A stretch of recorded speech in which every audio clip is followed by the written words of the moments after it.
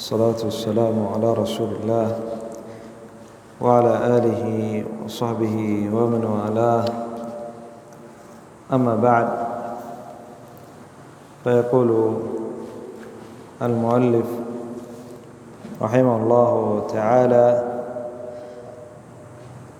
واصلا في ذكر الفوائد المستفادة من قصة وسورة يوسف عليه الصلاة والسلام، قال: ومنها أنه ينبغي لمن أراد أن يوهم غيره بأمر لا يحب أن يطلع عليه أن يستعمل المعاريض القولية والفعلية المانعة له من الكذب. أي من أراد أن يفعل شيء مباح وليس بمحرم، وأراد ألا يطلع أحد على هذا الأمر، ولا بد أن يطلع عليه الناس، يروه، الناس سوف يروه، لكن هو لا يريد أن يعلموا ماذا يريد أن يفعل، فلا بأس أن يأتي كما يقال التورية، أن يوري وأن يأتي بالمعاريض القولية يوهمهم أنه يريد هذا وهو يريد شيئا آخر. قال: كما فعل يوسف حيث ألقى الصواع في رحل أخيه. ألقى الصواع أي وضع الصواع في رحل أخيه، ويريد أن يبقي أخاه عنده، وليس هناك حيلة إلا هذه الحيلة، فهو الذي وضع الصواع في رحل أخيه، ومع ذلك استعمل المعاريض القولية، ولم يقل أن أخاه سرق كما سيذكر المؤلف وكما سيأتي. قال: ثم استخرجها منه، أي الصواع، هو الذي وضع الصواع في رحل أخيه، ثم استخرجها من وعاء أخيه. قال: موهما أنه سارق. إخوة يوسف ما يدروا البغية أن يوسف هو الذي وضع الصواع، وعندما رأوا أنه أخرج الصواع من رحل أخيه ظهر لهم أن أخاهم قد سرق. موهم يوسف عليه الصلاة والسلام أن أخاهم قد سرق وهو لم يسرق، ولذلك يوسف استعمل المعاريض القولية كما سيأتي. قال: وليس فيه إلا القرينة الموهمة لإخوته.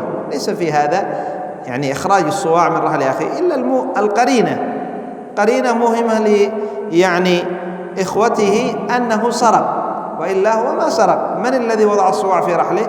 هو يوسف عليه الصلاة والسلام. قال: وقال بعد ذلك: معاذ الله أن نأخذ إلا من وجدنا متاعنا عنده. ولم يقل من سرق متاعنا، لأن بنيامين ما سرق المتاع، إنما الذي وضع المتاع هو يوسف عليه الصلاة والسلام، فلذلك لم يقل من سرق متاعنا، وإنما قال من وجدنا متاعنا عنده. قال: وكذلك لم يقل إنا وجدنا متاعنا عنده، بل أتى بكلام عام يصلح له ولغيره. لن نأخذ إلا من وجدنا متاعنا عنده، سواء كان أخي، كان هذا أخوكم أو غيره. من وجدنا متاعنا عنده سوف نأخذه، فهذا كلام عام، ولم يقل إنا وجدنا متاعنا عنده اتهام لأخيه، لا، بل عام، كل من وجدنا متاعنا عنده سوف نأخذه، أي بسيئة هذه الظاهرة، وسوف نجازيه على هذا الفعل، ونعاقبه على هذا الفعل.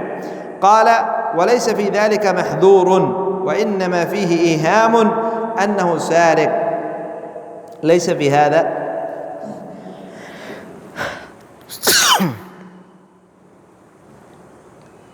الحمد لله.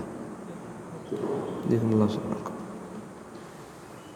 ليس في فعل يوسف محذور، وهذا علمه الله عز وجل إياه هذه الحيلة. كذلك كدنا ليوسف ما كان ليأخذ أخاه في دين الملك إلا أن يشاء الله، وإنما قال فيه إيهام أنه سارق، إيهام لإخوته أن الأخ سارق وهو ليس بسارق، وهو ليس بسارق. قال ليحصل المقصود الحاضر وأنه يبقى عند أخيه، وقد زال عن الأخ هذا الإيهام بعدما تبينت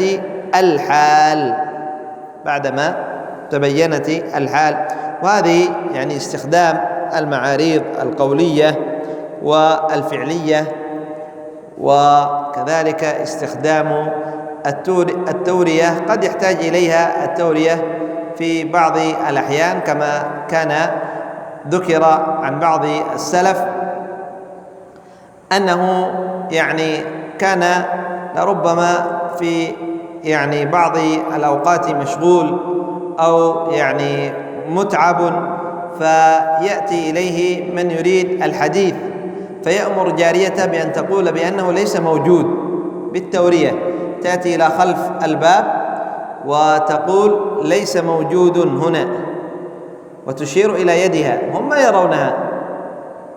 ما يرون هذا من التورية، ليس موجود هنا أي في يدها، هو موجود في البيت. هم ما يرونها فيظنوا أنه ليس موجود في البيت، فتقول ليس موجود هنا أي في يدها وتشير إلى يدها، هذا من التورية. وكذلك المعاريض القولية خاصة يعني لنصر مظلوم، فهذا يعني لا بأس به أن تستخدم المعاريض القولية لكي تنصره من الظالم. قال وكذلك لنصر الظالم. كيف نصر الظالم؟ ألا تجعله يظلم، فتأتي له بالمعاريض القولية لأجل ألا يعتدي على غيره ويظلم. لذلك النبي صلى الله عليه وسلم قال انصر أخاك ظالما أو مظلوما. قالوا يا رسول الله أما نصره مظلوما فنعرف، وكيف ننصره إذا كان ظالما؟ قال تمنعه أو تحجزه عن الظلم.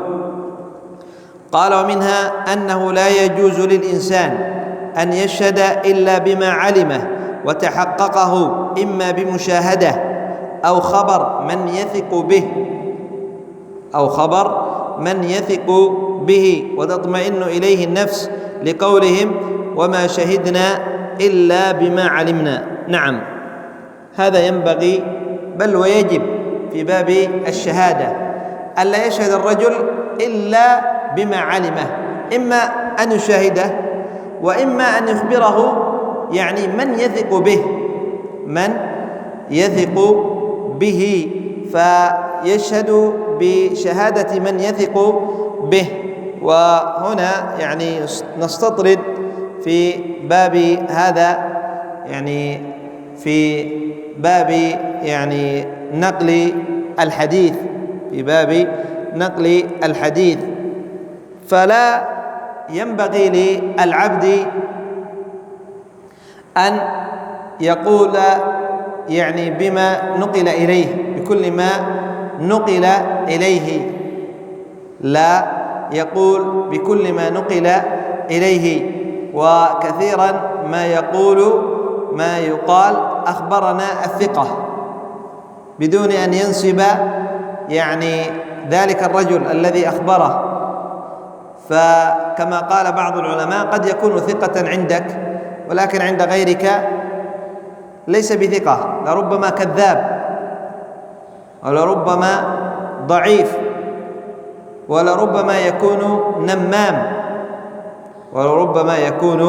نمام، فلا ينبغي أن يسمع كل ما ينقل إليك، أن تسمع كل ما ينقل إليك، بل الواجب على المسلم أن يتثبت. يا أيها الذين آمنوا إن جاءكم فاسق بنبأ فتبينوا، وفي يعني قراءة فتثبتوا أن تصيبوا قوما بجهالة فتصبحوا على ما فعلتم نادمين. ولا تثق بكل من يعني ينقل إليك كلام خاصة عن إخوانك، فتعمل على ما نقل إليك. لا، ينبغي عليك أن تتثبت، فقد ينقل إليك كلام كذب، وقد ينقل إليك كلام خاطئ، وقد ينقل إليك كلام على غير صورته، فبذلك بسبب هذا الكلام لربما تتكلم على أخيك، أو يحصل بينك وبين أخيك عداوة وشحناء ومقاطعة، أو يحصل شيء لا تحمد عقباه وتندم بعد ذلك. ومن أحسن من أحسن ما يقال في هذا الموقف، يذكر قصة عن رجل صاحب أموال، عنده مال كثير، وكان عنده أمين سره أو يقال الخازن، رجل أبكم لا يستطيع الكلام.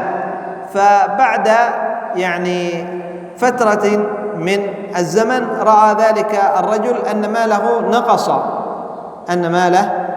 نقص، فعلم أن الذي أخذها ذلك الأبكم، فجاء برجل خبير في الإشارة يفهم لغة الإشارة، فقال له اسأله. ذلك الرجل التاجر قال لخبير الإشارة اسأل ذلك الرجل. وهذا فيه أن العبد لا يجعل الثقة كاملة في كل من ينقل إليه الكلام. نقل إليك عن أخيك كلام، خلاص هذا موثوق، هذا الكلام صحيح، أنا أثق بهذا الرجل. لا، تبين وتثبت. فجاء بذلك الخبير قال اسأله أين وضع المال، اسأله من سرق المال. فسأله ذلك الخبير بلغة الإشارة، فأول شيء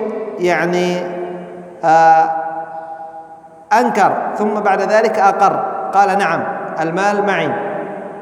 قال ماذا يقول؟ قال يقول نعم المال معه. قال قل له أين وضعه، وأخرج المسدس وضعه على رأسه، أين وضع المال؟ فقال الخبير بلغة الإشارة يكلم ذلك الأبكم أين وضعت المال؟ قال المال خلف المستودع في حقيبة سوداء، في مدفونة في حفرة. فذلك الخبير عرف الكلام، فقال ذلك التاجر أين وضع، هل أخبرك أين وضع الحقيبة المال؟ قال يقول إنك حشرة ويسبك وأنك لا تستطيع أن تقتله. ماذا قال في لغة الإشارة؟ قال أن المال مدفون.